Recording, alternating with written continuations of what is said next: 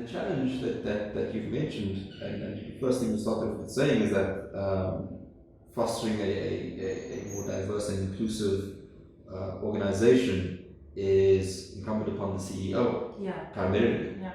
So naturally that speaks to leadership within the organization. And if the tone is not set by the CEO, well then by who? Yeah. So let's imagine then that you have an organization where the tone has been set officially. The official statement by the CEO and the executive is that we are proudly diverse, we are inclusive, these are our values, and they're pasted up against the wall.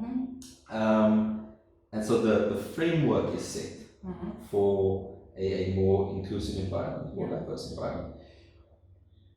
And then you zoom in on the young woman starting out in her career, or maybe she's been in that role for a few years, maybe she's a junior to mid-level management type of role. What would you then give as advice then to this person to say, well, you have an opportunity now, given that this is 2019, almost 2020. The framework is set within this organization that says that this organization needs to embrace you as a potential leader, as a potential future CEO or executive. How do you now navigate that, knowing that not all mindsets have changed yet? In other words, you're still going to run into challenges, you're still going to run into people who would much rather prefer to maintain the status quo. Yes. So if you were to say, bear these things in mind as you navigate your career, what would those be? Yeah, I would say persevere. Don't care what other people think of you. Do it like my mother did it, against all odds. If this is what you want, ask yourself seriously, do you want a career like this? Can you handle rejection?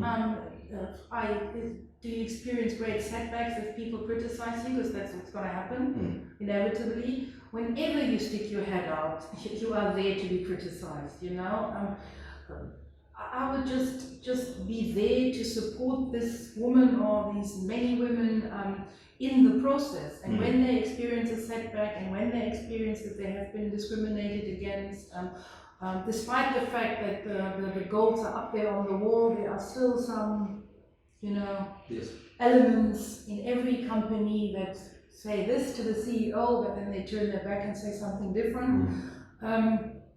Then I would just be there to comfort them, but also to boost their morale, to give them some more energy to go again, and try again, maybe bounce off again, and then try again and again until the door finally really opens, because it will. Because this is unstoppable. You can't.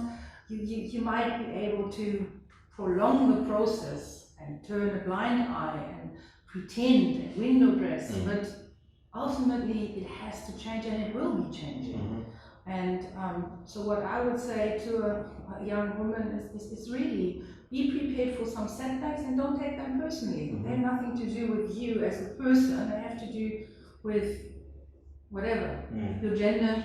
And if it wasn't a woman, it would be a guy, and it would be his color, or it would be the religion, or it would be the age. I mean really diversity across the board. Not just gender or race diversity. There's more to diversity. Yeah, there's a lot more to it. Age discrimination, for instance. Why are certain people after when they're older than a certain age not valuable for the employment market? And why can't they start very young? And why can't young people not work together with old people? I mean, it's so invigorating, actually, and it's so much more fun. I don't know why, and that is maybe really because of my upbringing. I never found this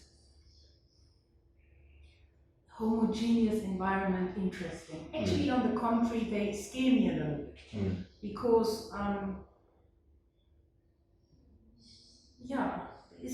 there is too little obvious shoulder rubbing. There is too much. We're on the same page. We're buddies. We help each other. It's not kosher to me.